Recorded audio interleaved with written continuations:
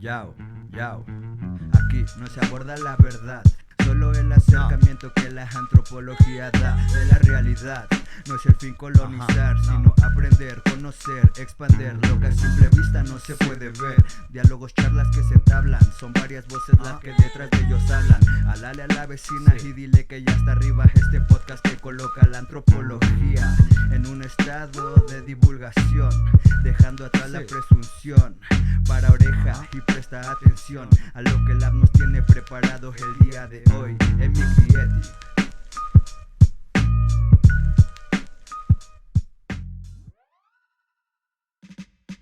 Eti. Bueno, en México digamos que es un tema histórico, que es parte de la identidad nacional, que es importante. Y bueno, y también se ve, digamos, el drama social en torno a este tema. Había testimonios de mujeres, por ejemplo, que creen en las libertades de la mujer, sin embargo, son creyentes, lo que no se tiene que contraponer.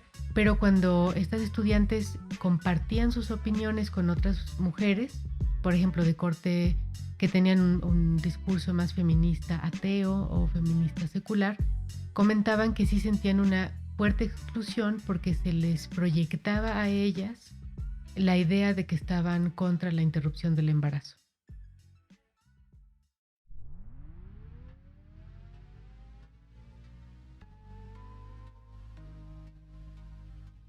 Hola, bienvenidos, bienvenidas y bienvenides a este podcast Emic y Etic, diálogos desde la antropología social.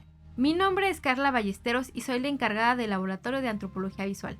Este es un proyecto para dar difusión a los trabajos de investigación del Departamento de Antropología de la UAM Iztapalapa. Y bueno, para este capítulo nos acompaña Andrea Mesa Torres. Ella es licenciada, maestra y doctora en Antropología Social y en 2016 incursionó en el tema del diálogo interreligioso e intercultural desde una perspectiva decolonial, y desde el 2020 ha sido postdoctorante con CONACYT en el posgrado de Ciencias Antropológicas de la UAM Iztapalapa, bajo la asesoría del doctor Carlos Garma. Y en el marco de este postdoctorado ella ha realizado etnografía sobre laicidad y diversidad religiosa en el espacio de la educación superior pública en la Ciudad de México, y particularmente nos viene a platicar un poco sobre el libro que junto al doctor Carlos Garma coordinaron. El libro se titula Aproximaciones críticas a la laicidad, desafíos contemporáneos, que es editado por la UAM y por Ediciones Lirio. Andrea, un gusto tenerte por acá, bienvenida. Muchas gracias a ustedes por la invitación, es un gusto estar aquí. Bueno, pues comencemos. Queremos que nos cuentes qué es la laicidad y por qué hablar de ella en un contexto actual de los estados-nación. Bueno, pues muchas gracias. Bien, podríamos decir que la laicidad, en términos muy sencillos, es simplemente la separación Estado-Iglesias. Y bueno, en México esta separación pues es importante porque tiene una contextualización histórica que es importante para también la identidad nacional. Y esto es pues la separación Estado-Iglesias durante la Reforma que llevó a cabo Benito Juárez.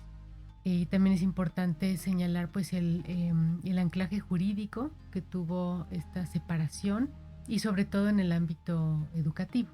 Entonces, en México digamos que es un tema histórico que es parte de la identidad nacional, que es importante. Y también se ve, digamos, el drama social en torno a este tema, si tomamos en cuenta, como me comentabas anteriormente, la Guerra Cristera, que tuvo lugar a principios del siglo XX, en la primera mitad, y donde vemos que se desató una guerra alrededor de este tema, o de la supresión, digamos, de ciertas libertades de culto durante la presidencia de Plutarco Elías Calles. Entonces, yo definiría la laicidad de esa forma muy, muy simple, muy, muy sencilla. Quiero apuntar a la importancia en el contexto de México de la laicidad, Y también decir que esto, que es muy particular de México, pues no se comparte con todos los países del mundo. Yo creo que se podría decir que hay países como Turquía, como Francia, y algún otro país que tienen un régimen de laicidad parecido, es decir, una separación entre el Estado y la Iglesia que es como constitutiva de la identidad nacional y que tiene una importancia jurídica y también en el plano educativo. Es muy interesante ver que en Turquía, por ejemplo, también esto mismo ocurrió, y la educación en el principio del siglo XX también se instauró como laica, una separación total entre el Estado y el Islam, por ejemplo, en ese caso. Y también hubo, acontecimientos como por ejemplo, el cierre de las mezquitas en 1925 por parte del gobierno de Mustafa Kemal Atatürk, lo cual es muy interesante ver porque fue en un periodo muy similar al de la Guerra Cristera en México. Entonces, por una parte, creo que la laicidad es particular de México, este caso, pero también se ve que hay otros países en donde pasaron cosas parecidas, lo que nos habla también de una importancia global. Otro país importante que tiene un régimen de laicidad, pues se podría decir que es Francia. Y también decir que no es que México haya adoptado la laicidad de Francia, sino históricamente es al revés. En México ocurre primero que en Francia. Esto es algo que hay que decir. Y también, como decimos, bueno, como el libro Aproximaciones se expone, porque tiene dos contribuciones de dos personas de Francia, es una laicidad que a pesar de ser representada siempre como algo positivo, pues últimamente también el discurso de la laicidad ha pasado a ser lo que Julia Botella describe como una laicidad guerrera contra el Islam y una herramienta contra la religión que, digamos, dista mucho del principio con el que se fundó la Ley de Laicidad en 1905, que era esta idea de que todo mundo, creyentes e increyentes, pudieran convivir en el espacio público gozando de las mismas libertades. Entonces también vemos cómo la laicidad ha mutado en el tiempo. Y bueno, para finalizar, sí me gustaría decir que también en el caso de México y de países donde la laicidad es importante, que no son todos y que además es muy diferente la situación en el mundo anglosajón, protestante, por ejemplo, que en países donde la Iglesia Católica fue fuerte, como México y como Francia. Lo interesante es ver cómo la laicidad ha pasado de ser esta mera separación a una especie de herramienta que también, o a través de la cual también se debaten los derechos sexuales y reproductivos y otro tipo de derechos, aunque también su alcance puede ser limitado si hablamos del tema del racismo, por ejemplo. Ok, o sea, como que se vuelve más restrictivo, ¿no? Y particularmente, bueno, en este libro también tú tienes una contribución, escribes un capítulo titulado Diversidad religiosa y laicidad en la educación superior pública, una etnografía sobre estudiantes de la UNAM. Y bueno, también creo que es importante entender la laicidad en estos contextos de la política global y nacional, pero también en temas más particulares como es la educación universitaria. Y entonces, bueno, nos gustaría que nos cuentes, ¿es de interés para las instituciones educativas el tema religioso en este caso? Yo creo que sí, mucho. Y bueno, y por ello también, digamos, yo lo que propuse, pues está a tono con lo que también ha hecho Carlos Garma en el sentido de explorar la laicidad vivida desde la subjetividad. Entonces, aquí, por ejemplo, hay dos cuestiones, ¿no? Por una parte, la laicidad a partir de los sujetos, de los estudiantes, es decir, cómo la viven, porque es un discurso que está anclado, como también ya decía, pues en el campo de la educación en México, muy, muy arraigado justamente ahí. Entonces, las personas, los estudiantes, ¿no? que van a la universidad, pues viven este discurso en carne propia, y es muy interesante ver cómo ellos lo perciben, cómo ellos lo internalizan o cómo ellos lo torean con la finalidad pues de concluir sus estudios satisfactoriamente, pero hay que decir que a nivel subjetivo e intersubjetivo sí es un campo de choques, de conflictos. O sea, sí, el tema de la laicidad y la religión, la secularización, sí son temas de conflicto constante. No hay un campo, digamos, neutral y estable en donde todo el mundo entienda lo mismo. Hay un común denominador, me parece que no. A partir de la etnografía creo que se puede ver que hay muchas aproximaciones hacia la laicidad, y entre estudiantes y profesores pues situaciones de tensión, de choque, y que también tienen que ver con cuestiones epistémicas.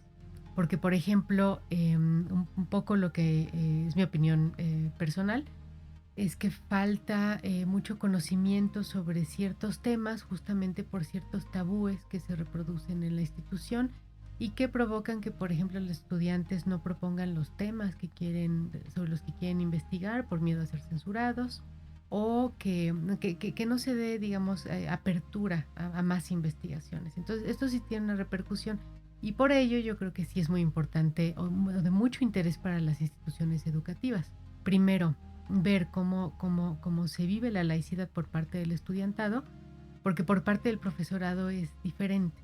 Ahí hay, por lo que, bueno, yo pude conversar con estudiantes, pero también con profesores, que hice un trabajo posterior. Parece que sí, del lado de los profesores se tiende a dar por sentado que los estudiantes no son creyentes, por ejemplo, cosa que es, bueno, que provoca quejas de parte de estudiantes, o comentarios donde dicen: es que parecería que todos pensamos igual, pero no es cierto, porque hay distintas subjetividades que los profesores no toman en cuenta a la hora de proyectar un cierto sentido común al aula. Entonces yo creo que pues sí es de interés para las instituciones educativas, y también eso tiene que ver con pues con el país, ¿no? Con digamos, el hecho de que si la educación estaba pensada para una sociedad que se iba a secularizar progresivamente, es interesante ver cómo esto a nivel social no sucede. En México hay situación de que el catolicismo, por ejemplo, se reduce, pero porque las personas se están convirtiendo a otras religiones, no porque haya una falta de religiosidad. Entonces, este paradigma de pensar que la sociedad se va a secularizar ya no es actual, y hay que repensar las instituciones educativas que tal vez sí fueron pensadas para una sociedad que progresivamente iba a alcanzar un grado de secularización, como por ejemplo en lo que es Europa, ¿no? Que hay sociedades más secularizadas, y este no es el caso de México. Entonces yo creo que sí es muy interesante e importante para las instituciones mismas ver este estado de la cuestión, y también pues preguntarnos por el tema del conocimiento, de temas que tal vez sean importantes y no se esté escribiendo sobre ellos por digamos, la falta de apertura hacia ciertos temas. Ok, y bueno, adentrándonos en tus resultados etnográficos con universitarios de la UNAM, pues igual, un poco como dices tú, creo que nos damos por entendido muchos de nosotros como docentes que no hay una religión para muchos o muchas, y por ende un poco cuáles resultados te sorprendieron a ti. Bueno, a mí sí me sorprendió mucho, por ejemplo, primero ver que la mayoría de los interesados en participar de las entrevistas eran estudiantes, mujeres y hombres creyentes. Y también entrevisté a muchos estudiantes ateos, pero del lado de los estudiantes creyentes me llamó mucho la atención ver la cantidad de historias, experiencias y reflexiones que querían compartir. Yo creo que eso fue lo que más me llamó la atención. Y también, bueno, después de que compartían ellos conmigo estas inquietudes o ideas, pues nos adentrábamos también en el tema de los conflictos y o situaciones de conflicto entre estudiantes mismos o con el profesorado. Y me sorprendió mucho ver también, por ejemplo, que entre los estudiantes puede haber situaciones de disputa.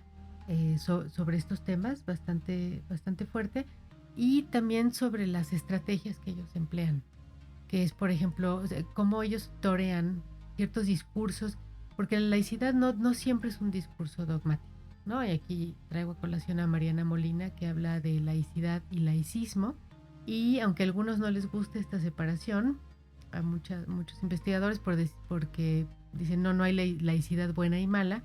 A mí sí me parece importante apuntar a que hay discursos de laicidad que son como el de Francia de 1905, que son que se trata o que piensan un espacio público en donde todos quepan, pero hay discursos laicistas que buscan erradicar la religión del espacio educativo. Entonces yo creo que son dos perspectivas muy distintas y bueno, me llamó la atención ver cómo muchos estudiantes hablaban sobre sus choques con esta perspectiva laicista, no la laica, en donde ellos pueden coexistir, sino la laicista, en donde ellos ya se sienten censurados, por ejemplo, por los mismos compañeros o por la institución o por los profesores. Y también fue interesante ver las estrategias que ellos emplean entonces para concluir sus estudios con éxito, sentirse contentos con su trabajo y no tener ningún conflicto dentro del proceso. Yo creo que eso fue lo que más me llamó la atención. Claro, y ahora que lo mencionas también es algo como difícil de hablar, no solo entre profesores y los alumnos, pero también entre el estudiantado, ¿no? Asumirse dentro de una religión, no solo como creyente, sino como practicante, y también un poco nos podrías contar cómo viven ellos la religiosidad entre las y los alumnos, ¿no? Es decir, entre ellos cómo conviven, o sea, si lo dicen, no lo dicen, más allá de los profesores, entre ellos cómo es. Entre los estudiantes, yo creo que esto es interesante porque depende mucho de la universidad y depende mucho de la facultad. No es lo mismo la Facultad de Ciencias Políticas y Sociales de la UNAM que, digamos, que otras facultades, incluso la de Filosofía. En la Facultad de Ciencias Políticas y Sociales fue muy interesante porque sí hablé con algunas personas creyentes y mujeres y ateos también que me expresaban, por ejemplo, por parte de los creyentes comentaban que era difícil decir que se es creyente porque se era completamente excluido de ciertos grupos de discusión, ¿no? Por ejemplo, bueno, alguien creyente pues no es racional, entonces pues ¿para qué lo vamos a incluir? Otro, por ejemplo, de mujeres, había testimonios de mujeres, por ejemplo, que creen en las libertades de la mujer, sin embargo son creyentes, lo que no se tiene que contraponer, pero cuando estas estudiantes compartían sus opiniones con otras mujeres, por ejemplo, de corte que tenían un discurso más feminista ateo o feminista secular, comentaban que sí sentían una fuerte exclusión porque se les proyectaba a ellas la idea de que estaban contra la interrupción del embarazo. Entonces, y en muchos casos esto no era así. Ellas me decían, no, pero es que yo estoy a favor, pero no pude ni decirlo porque a la hora de decir que soy creyente ya se me había excluido, por ejemplo, de la conversación. Me llamó la atención también entrevistar, recuerdo a un ateo, un estudiante, bueno, que había sido creyente, había dejado de creer, era ateo o agnóstico, y este estudiante me comentaba, dice, yo soy ateo, dice, pero pienso en los estudiantes creyentes y siento feo por ellos en ciertas situaciones donde las discusiones sí son muy agresivas. Él me decía, yo no soy creyente, pero sí creo que de ser creyente me sentiría bastante incómodo, bastante agredido, y él cree también, algo que también me comentaban otros, que el silencio es una de las estrategias, ¿no? El no decir nada, no pelearse, no contestar, no defenderse ante las burlas, nada, ¿no? Entonces esto va creando pues algunos tabúes. Y bueno, yo creo que este aspecto es el que más me llamó la atención. Y sí pongo el ejemplo de la Facultad de Ciencias Políticas y Sociales porque ahí es donde más emergía esto. En otros lados no, con menos carga ideológica, cierta carga ideológica, era menos, digamos, ríspido el contacto entre los estudiantes. Claro, es como también un poco una forma de irse separando también, ¿no? Y en ese sentido me gustaría igual preguntarte, ¿crees que es posible que las y los alumnos entiendan la creencia religiosa y la educación como dos estadios separados? Bueno, esta es una pregunta muy, muy profunda, me parece, porque, bueno, yo no podría generalizar sobre algo así, porque a los estudiantes no les apliqué esta pregunta, no les hice esta pregunta donde ellos pudieran responder cómo ellos entienden estos planos. Yo creo que esta idea de los planos separados, digamos, viene de una concepción ontológica muy particular. Y yo creo que esta respuesta es tan complicada porque a mí me parece que depende de cada individuo, de si es creyente o no y de qué creencia tenga, que va a tener una noción clara, personal, sobre los estadios, sobre estos estadios. O sea, digamos, aquí me comentabas la educación y la creencia religiosa, lo que podremos traducir a lo existente, lo inmanente y lo trascendental. Aquí yo creo que se abre una pregunta de investigación muy profunda, porque es a través de mi percepción personal sobre lo existente, la existencia o no de la trascendencia, la existencia de ambos planos y la fusión posible de ambos planos, que se da también una comprensión de lo que es la razón humana. Entonces, digamos, bueno, solo quisiera compartir que, digamos, la noción de que hay dos planos y de que están separados parte de una noción particular que no sé si sea generalizable. Voy a dar unos ejemplos. Por ejemplo, leyendo sobre el filósofo andalusí Ibn Arabi, que es, y se podría describir como Islam sufi. Desde esta particular, digamos, entendimiento del Islam, hay una posibilidad, hay una creencia en ambos planos y una posibilidad de fusión o de unión entre ambos planos. Sin embargo, esta posibilidad de fusión o unión no es como la del catolicismo, que tiene la figura del Cristo como la encarnación o la cristalización de esa unión. Después hay otros tipos, por ejemplo, de Islam, en donde se separa completamente la existencia de la trascendencia, con lo cual el uso de la razón tiene otro rol que en el sufismo o que en el catolicismo.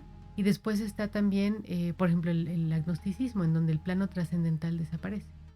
Y bueno, explico todo esto porque yo creo que es solo desde ahí, desde estas concepciones particulares y ontológicas, que podemos ver el lugar que ocuparía, por ejemplo, la razón humana, su interacción o no con un plano trascendental, y entonces las diferentes formas de expresión de la racionalidad o de la ciencia.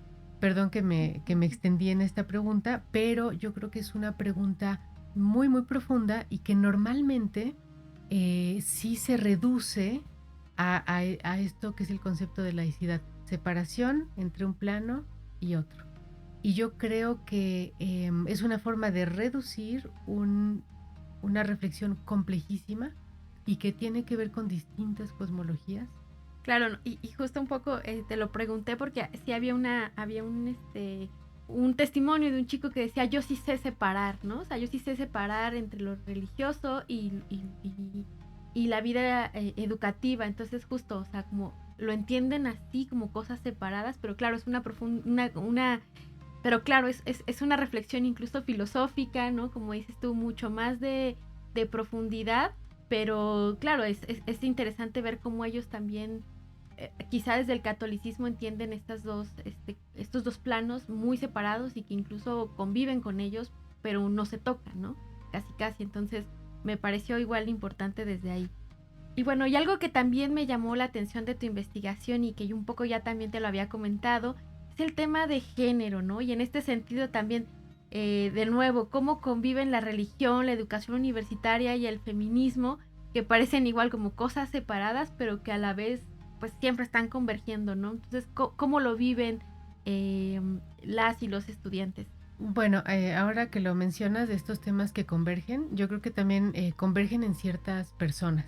Y por eso fue tan interesante para mí entrevistar a mujeres creyentes, estudiantes, porque entonces ahí en estas estudiantes pues convergen sus creencias, el hecho de que son estudiantes y también el hecho de que muchas de ellas, tendría que revisar las entrevistas, pero yo creo que la gran mayoría se entienden de alguna forma como feministas. Entonces aquí convergen estas tres cosas.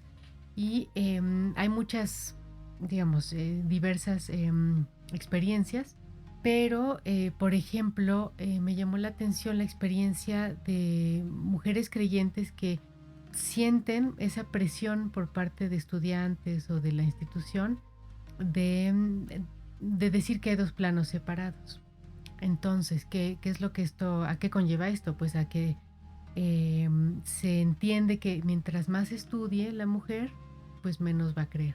Y me llamó la atención entrevistar a muchas chicas que bueno, que para ellas es claro que no van a dejar de creer. Hubo un caso en que una sí cambió de iglesia porque vio que su iglesia no le acomodaba por cuestión de discursos de género que ella ya no le gustaron, pero ella dice, bueno, me cambié de iglesia a una más abierta, pero decía dejar la religión no. Entonces es muy interesante ver cómo las estudiantes dicen, bueno, yo quiero estudiar porque tiene que ver con mi religión, no está separado, no es de que yo me separe de esto. Hubo algunas estudiantes que me decían que quieren aportar a sus iglesias y que necesitan de los estudios para hacer mejor su trabajo. Entonces ven a la universidad como una herramienta que después ellas van a desplegar en sus grupos. Y también, bueno, la cuestión de la emancipación y el feminismo, esto fue muy interesante porque aquí el rol de la universidad es muy importante. Había una de las chicas que me comentaba que cuando ella se interesa más por la universidad que por la religión es justamente por los temas de la sexualidad y de la emancipación. Pero dice, claro, en la universidad tampoco se resuelve el tema que se toca en el ámbito pues espiritual. Entonces ella aprende a combinar. Ella dice, bueno, lo que no ofrece una institución sí lo ofrece otra, pero cuando tampoco se ofrece una solución a otras cosas trascendentales, tengo que volver a esto. Eso me pareció muy, muy interesante y había esta noción como de emanciparse por otra vía, pero manteniendo la creencia o la espiritualidad. Ahora, esto también creaba conflictos, digamos, me relataron algunas, cuando intentaron ingresar en colectivos feministas. Pero no en todos. Aquí hay diferentes, pero sí hay, digamos, algunos colectivos feministas en donde el ateísmo, la ideología secular, son pilares del feminismo. El feminismo no se entiende con la creencia, sino que se entiende como algo separado de lo que hay que emanciparse. Aquí había muchos conflictos entre mujeres creyentes que querían entrar a estos colectivos y pues se les obligaba a que se quitaran la cruz o a que dejaran de creer, y entonces es cuando ellas también entran en conflicto, pero es con cierto discurso feminista. Después también me contaban de otros grupos que eran muy abiertos, en donde el hecho de ser mujer era lo más importante, ¿no? Y que esto permitía que todo el mundo entrara y cada quien tenía pues ya sus creencias. Pero me parece muy interesante ligar esto a lo que a la pregunta anterior sobre la separación de los planos, porque esa separación de los planos, si alguna vez fue símbolo de paz, de pronto puede no serlo, puede ser símbolo de conflicto. Bueno, pues por último nos encantaría también que nos dejes una recomendación literaria o audiovisual para quienes quieran adentrarse a los temas de religión, de laicismo, y bueno, y también dónde podemos encontrar tu trabajo para que también te puedan leer. Bueno, pues mi trabajo, tengo un artículo en la revista Alteridades, que es una comparación entre México y Turquía. Está el libro Aproximaciones críticas a la laicidad, que co-coordiné junto con Carlos Garma. Y también hay un libro que me parece les puede interesar, que se llama Otros saberes, otros mundos. Y este libro lo co-coordiné con Guadalupe Valencia del CEICH de la UNAM y se publicó en 2023. Y en este libro yo creo que se complementan bien los trabajos, porque si en unos abordo pues más el tema de la laicidad y de la secularización, en este libro de Otros saberes se aborda un tema que abordé antes de estas temáticas, que es el tema de la interreligiosidad, interespiritualidad. Y en este libro se aborda justamente esto, ¿no? Las contribuciones son de mujeres que se expresan desde un vínculo con lo divino, mujeres científicas. Entonces yo creo que esto puede ser interesante sobre mi trabajo. Y bueno, recomendación literaria, bueno, hay mucho por recomendar. Realmente en México creo que hay varios autores y autoras muy interesantes. Puedo nombrar a mi colega Mariana Molina, que ha escrito extensamente sobre laicidad, a Ariel Corpus, a Cristina Mazariegos, obviamente al trabajo de Carlos Garma, que es el que abre la vía para los libros de Carlos Garma. Tiene varios en donde también da pie a estas investigaciones sobre la laicidad vivida. Y esto es muy importante porque muchos trabajos son sobre la laicidad en el entorno jurídico. Entonces la antropología realmente es muy importante para abrir otro campo de investigación. Y bueno, hay muchos más autores que ahorita, si hiciera la lista sería muy larga, pero pues yo creo que con estos autores se puede comenzar a explorar. Muchísimas gracias, Andrea. Es un gusto tenerte por acá, que nos hayas platicado más sobre tu investigación y bueno, invitarlos a que lean este libro y los títulos que también nos compartiste. Mi nombre es Carla Ballesteros y nos vemos en el siguiente capítulo de EMIC y ETIC, Diálogos desde la Antropología Social. Rectora de la Unidad Iztapalapa, Verónica Medina Bañuelos. Secretario de la Unidad, Javier Rodríguez Laguna. Directora de la División de Ciencias Sociales y Humanidades, Sonia Pérez Toledo. Jefa del Departamento de Antropología, Rocío Gil Martínez de Escobar. Encargada del Laboratorio de Antropología Visual y de la Preproducción, Carla Ballesteros. La producción y edición de audio está a cargo de Juan Ortiz. Y la música original es de Tenoch.